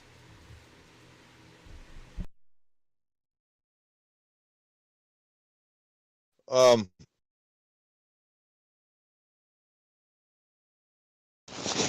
Well, like, I'm not sure that word. I mean, we'd have to look up that word accursed instead, because that could be like a word like set apart too. Like if you touch the ark, you're unclean and you're touching this clean thing, and there's penalties for that. So we'd have to do a word on that. I mean, Yeah, I'm actually bringing that up right now. That's 18. This is in the Strong's Concordance. 18. And then I can bring it up in the Hebrew. Why does it do that sometimes? I don't get it. So Joshua, and then 16. It's 18. While you're looking that up, one more verse I noticed in the Septuagint that was pretty interesting about the shouting. I hate to kind of go backwards, but Oh, it's okay. but chapter 6, verse 10 in the Septuagint says, Joshua commanded the people, saying, do not cry out or let anyone hear your voice until the moment he himself tells you to shout, and then you will shout. I think that's conveying the same thing. It is. I was just saying, I think it's a little more clearly how it says until the moment he himself tells you to shout. But it's not capitalized here. So is that talking about Yeshua? It's a good point.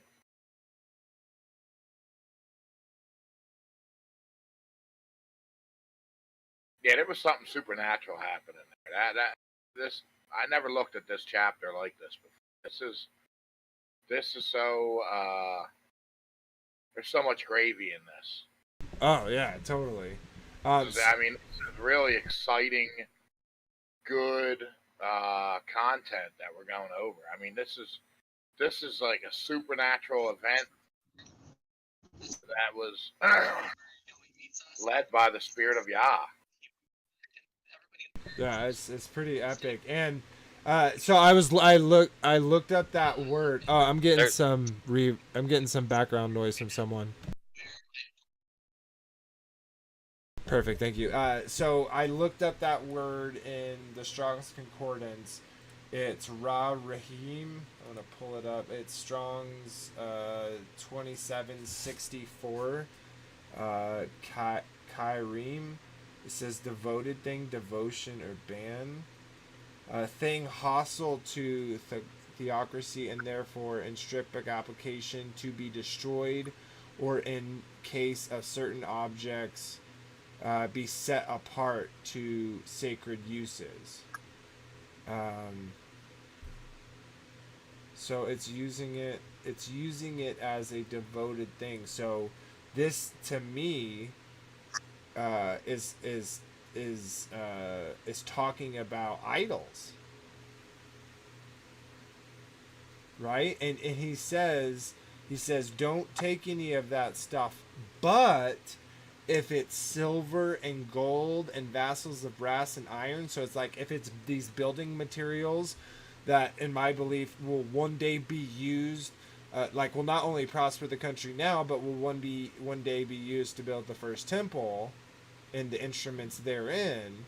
Like these things we're gonna use. We're gonna take this dirty gold and clean it and refine it 7 times, and then we're gonna put it up for the Father instead of for these evil people.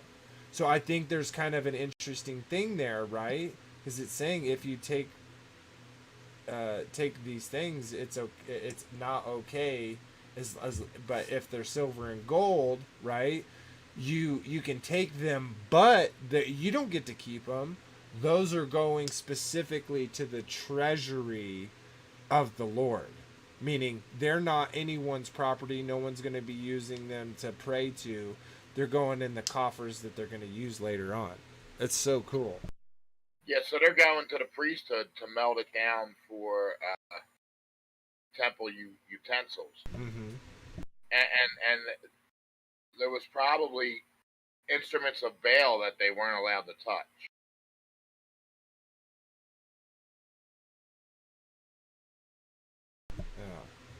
I think it's pretty interesting that you brought up that word search. I'd like to do more looking into this word, this karum, and or charum, and seeing where else it's used. But yeah, for those that want to do that along with me, it's 2764.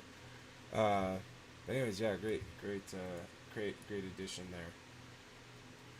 Well, I looked up verse 10 in three other translations, and the Septuagint is the only one that says until the moment he himself tells you to shout. Everything else is saying until the moment I. Let's see. Well, previously before that, or was talking to that he tells the people. He commands the people saying. But why would the Septuagint say until the moment he himself tells you to shout, and everything else it just says until the day I bid you shout? To me that's the same. I don't really see any difference there. Like it's just different language. Well. So you're saying Same also. is calling himself and a he himself? He's referring to the Septuagint doesn't seem to say that Joshua was referring to him giving the commandment. It's like it's referring to an angel or Yeshua giving the commandment to shout. Well, I don't know. At least the way that this is says, and Joshua commanded the people, saying, "Ye shall not shout nor make any noise with your voice, neither shall any word proceed out of your mouth until the day I bid you shout. Then shall ye shout." So he's saying, until I tell you to shout, none of y'all are gonna make a sound until I tell you to. That's how I take it. Well, that's how everything else says too, until Joshua gives the command. But except for the Septuagint, it makes it sound like as though something else is giving the command to shout other than Joshua. I'm with you, Anthony, on that. I think Yeshua is Yeah, the one that deserves to shout. Both the stories are pretty much the same. One's just saying till I tell you to shout, right? The other one's saying till he tells you to shout. But Joshua is hearing from the Father of when to speak, right? And so either way, it could still work because if I'm on the phone with somebody and you can't hear, I can say, wait till I tell you to shout. Or I can say, hey, he's going to tell me when to tell y'all to shout. Oh, he said shout. Either way, it's the same thing. Yeah, I agree.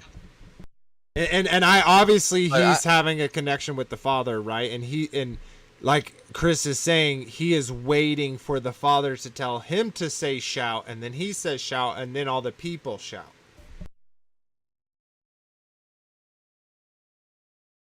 Okay, I can take that away. I can see it that way. Either way. But you end up in the same way, so we're kind of speculating about details that may not matter, but maybe they do. But anyways, sweet. Well, what were you gonna say, Chris?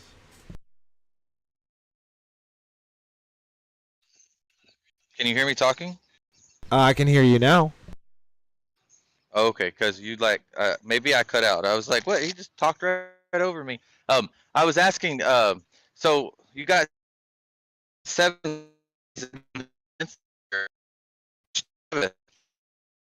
You're breaking up on me, brother. I cannot. I can't. I'm hearing bits and pieces of what you're saying, unfortunately.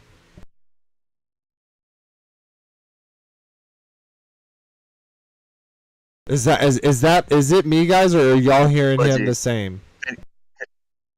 Right. Can you hear me now? Yes. Yes. Okay, I switched to the phone. So you got them marching on the offensive. Okay. Yeah, it's still going Am I breaking in up? and Really? out, You can't hear me? unfortunately.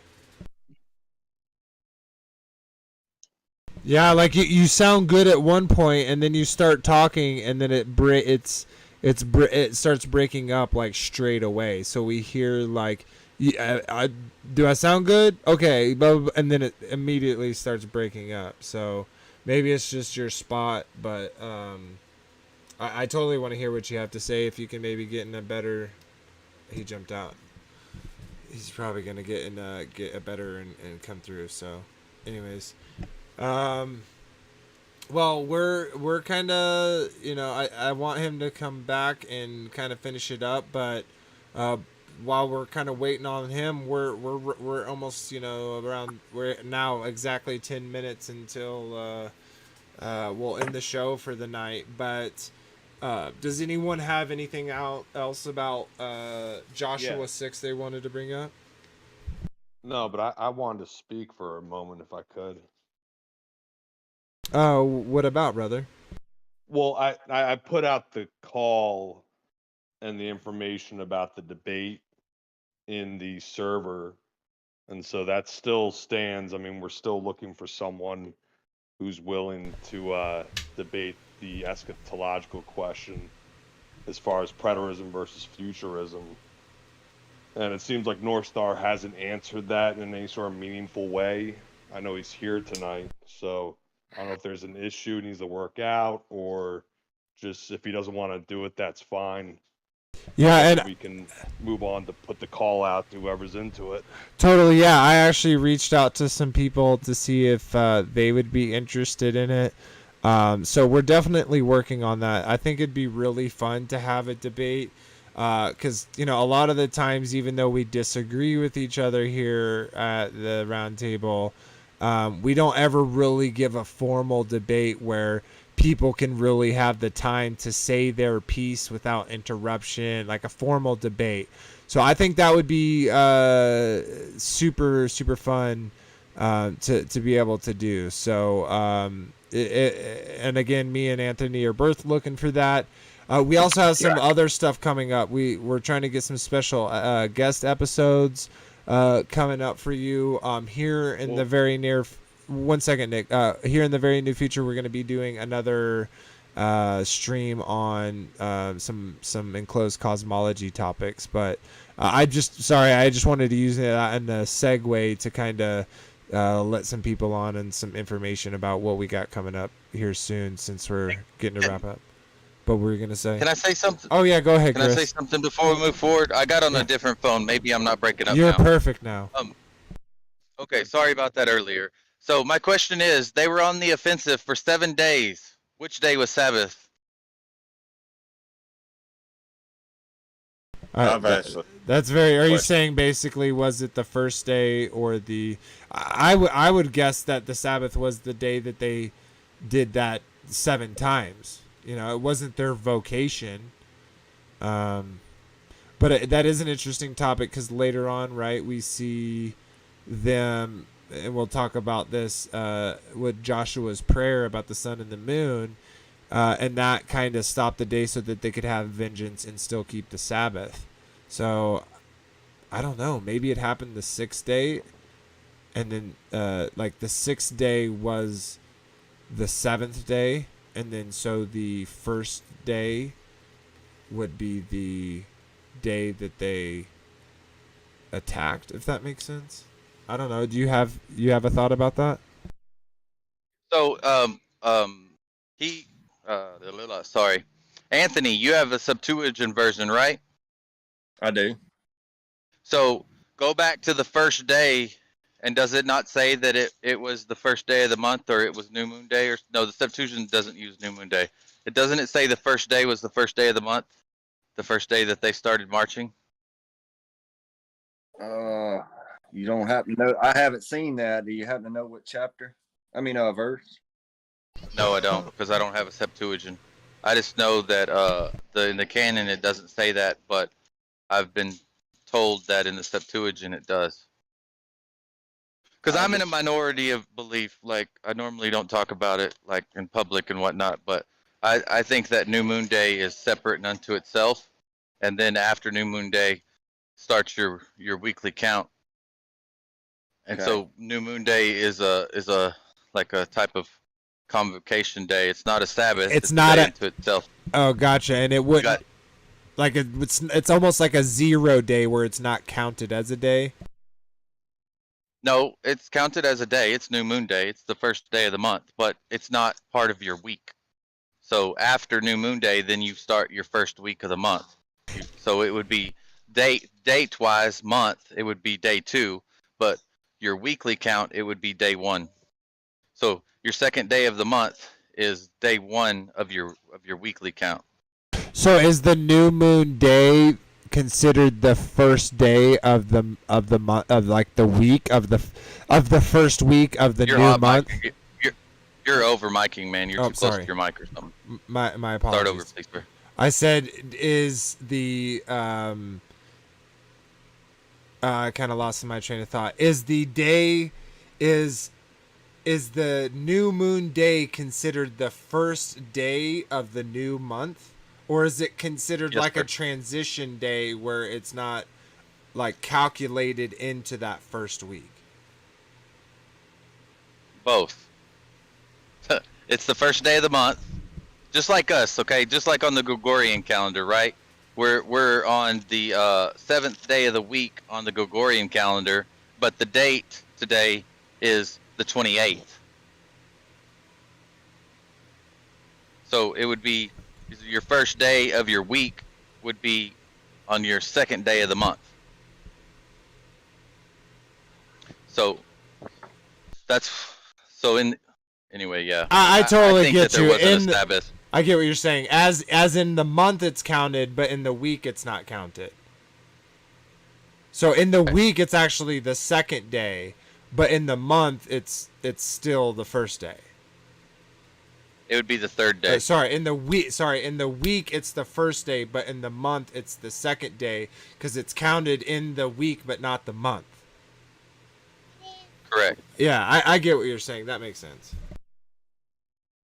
Chris, Did you find that verse, Anthony? I think so. I think it's Go- verse 12 and 12 through 15. It says it, and on the second day, Joshua rose up in the morning, and the priests carried the ark of the covenant of the Lord. And the 7 priests carried the 7 trumpets, passed on before the Lord, and the warriors went after them. And the other crowds were behind the ark of the covenant of the Lord. And the priests sounded their trumpets, and the other crowds all circled the city closely. And they went It'd back. be before that. It's before that? Yeah, it's before that. It tells you what day, when Yeah. they arrived or something of the like. North wanted to say something. Verse 15 will tell you that it came to pass on the 7th day, early in the morning, about the dawning of the day, they compassed the city, and that would have been the 7th time. One other thing that was very interesting when you guys spoke about, the blowing of the trumpets, the priests blew the trumpets every day. It was only on the 7th day that they were commanded to shout. And then when you come to, I believe it's 1 Thessalonians chapter 4, when it talks about the trump of God and the Lord shall descend to shout, I just thought I'd like to point that out. Yes, and I'm saying that it's the 7th day of the month. I'm pretty sure if he goes back a little bit, it tells you when they arrive. I could be mistaken, but I'm pretty sure. If not, we can just continue. I'll see if I can find it later. I'll DM it to y'all if I find it. And North Star was right. He almost quoted verse 15. But man, I appreciate that about the trumpets, because I thought I was going crazy. Sweet. All right. Well, we got just a couple minutes left, so I'm gonna go over the comments real quick. I'm gonna pull those up for you, so just bear with me for a moment, and we'll show those off, and then we will go from there. So pull that up, and looks like this is. Oh, it's that. Nope. Okay, I guess There's just none. Yeah, so, okay. That's why it's just so confusing. So, normally we read the comments from the previous one. It doesn't look like we had any show up on the enclosed cosmology one. We do have a few from Take on the World, so we'll go ahead and read those off anyways. I definitely appreciate all the comments that we get and those that take the time to do that. It really does help the channel grow. And you know, we're already grabbled enough from YouTube, so that type of support means a lot to us. So anyways, I'm gonna pull at least the ones from Take on the World, and we'll go from there. So we got Christy Speckelmeyer and Joe Dare. They both said that Kathleen Wynn sent them. So and then I got, this is Kathy Wynn, so I think it's the same one. So you know, thanks Kathy or Kathleen Wynn, bringing people over and sharing our puzzle pieces. It really does mean them out. We see that you said, though, I'm trying to catch up on the videos. I forgot to comment. I'm sorry. Shalom, everyone. I will say this, though. I can't watch anything from our corrupt government anymore because it's all lies. Only listen to our family in Christ on YouTube. I keep focused on him that way, but I know we must be preparing for what's in.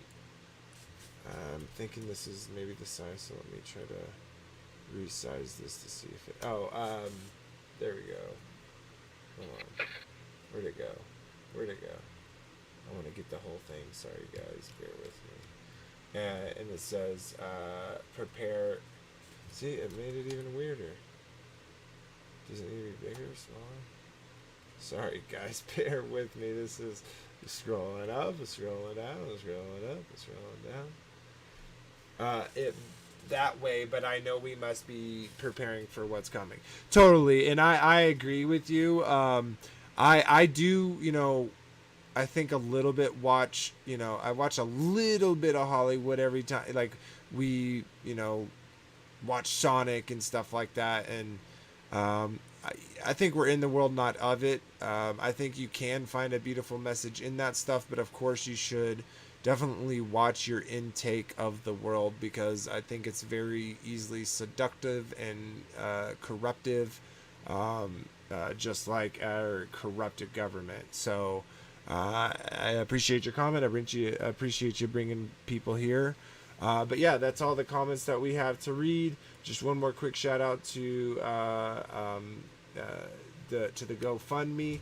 I'm gonna go ahead and copy this link and share it in there. If anyone would is willing or wanting to help another brother out, Anthony could really use some help. So check out that GoFundMe. There's some information in there if you're more interested on kind of what he's going through. But other than that, that will wrap it up. Now, again, the end of this is going to work a little different. This is like the first iteration of the outro. I may need to change some things or add some things or take some ways. I'm not 100%, you know, this is my 100% first go, so I hope y'all enjoy it. But I'm saying the reason why is not going to be, excuse me, it's not going to be like a lyrical video before where it's just the words. This is pretty cool. So I hope you enjoy that. And then one of the ways it's going to be different is excuse me, one second, people. Bless you. Bless you.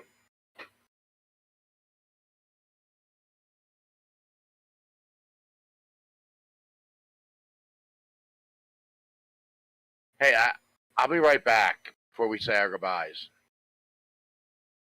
Brother. Did we just lose Vader Bear altogether? No, I'm here. Oh, okay. No, I just with the change, like our weather has gone from hot to cold to hot to cold, and when it does that, I always get sinus infections. So I literally have like a constant drip of mucus down my throat, and I'm sure that's PDA from everyone. But anyway, so let's just start saying our goodbyes. I'm hoping he'll be back for that. But we'll start with you, Anthony.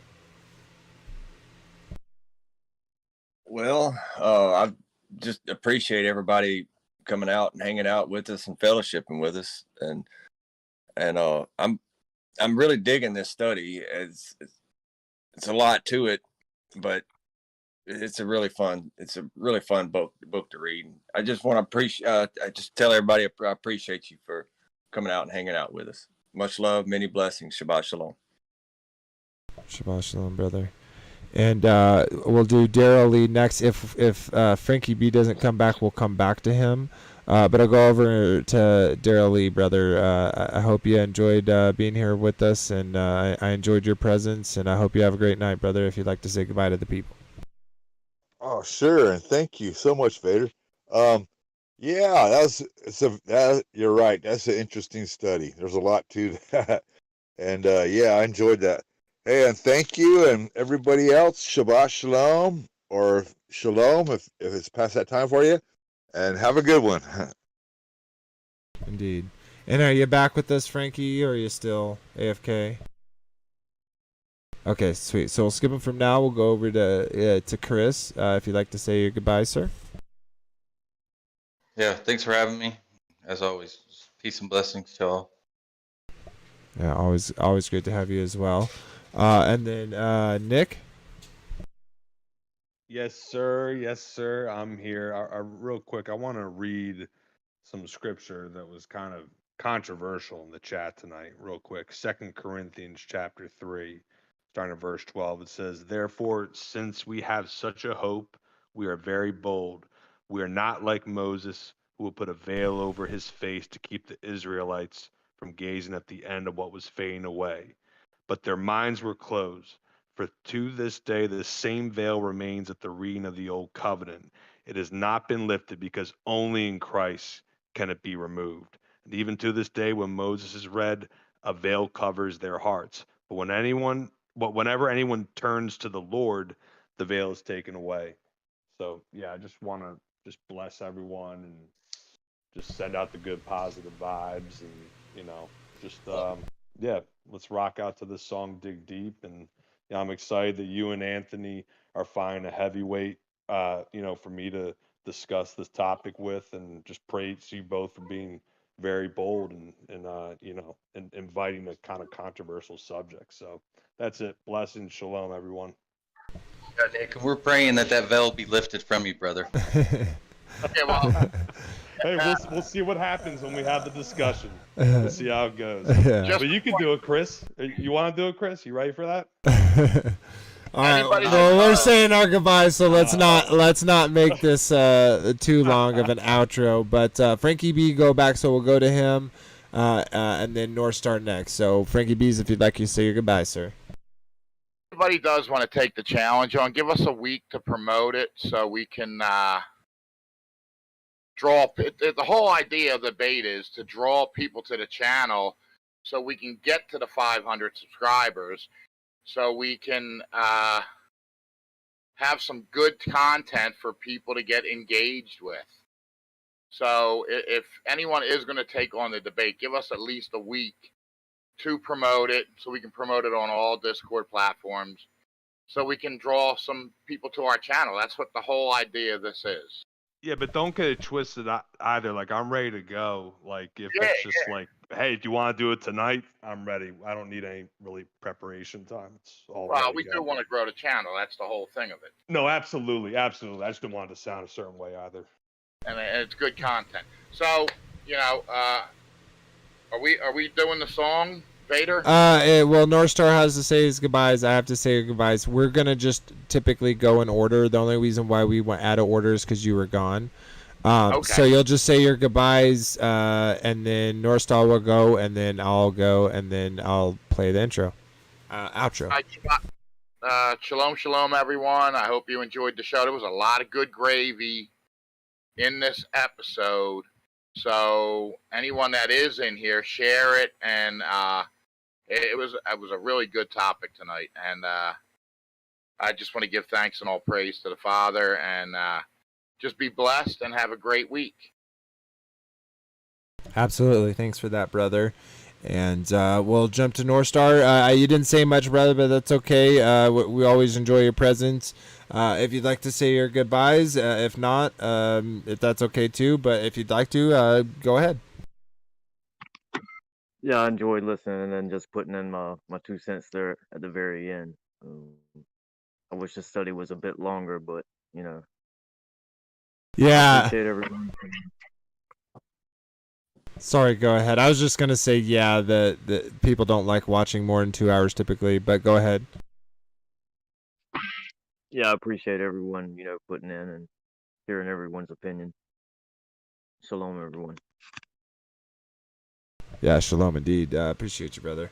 Awesome. Okay. Well, guys, I appreciate you as well. Remember to vote. Remember to leave a comment in one of the videos. You got to do that at least once to be entered into the drawing for the shofar. It seems like. So make sure you do that as well. Obviously, leaving more comments isn't going to get you more entries, but it definitely helps out the channels. So please do that. If you feel so blessed, hop over to that GoFundMe that I showed so that we can help Anthony get some legal help. But other than that, I appreciate you all, dear brothers and sisters. I hope y'all have a wonderful week coming up. And that the Father keep and be with you, and remember, that He loved you first. So until next time, I hope y'all have a wonderful night. Shalom, everybody.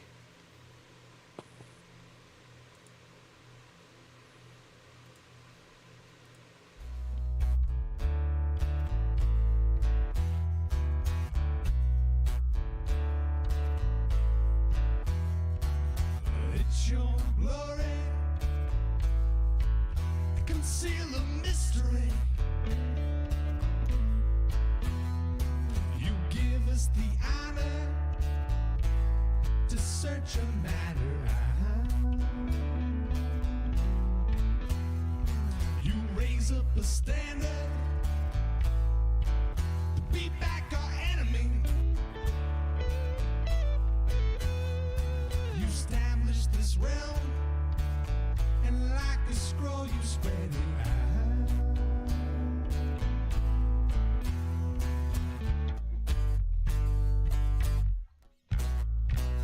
Dig deep, search it out. Dig deep, seek it out. Dig deep, go on and walk it out. Dig deep, I give you oil to fill up your cup.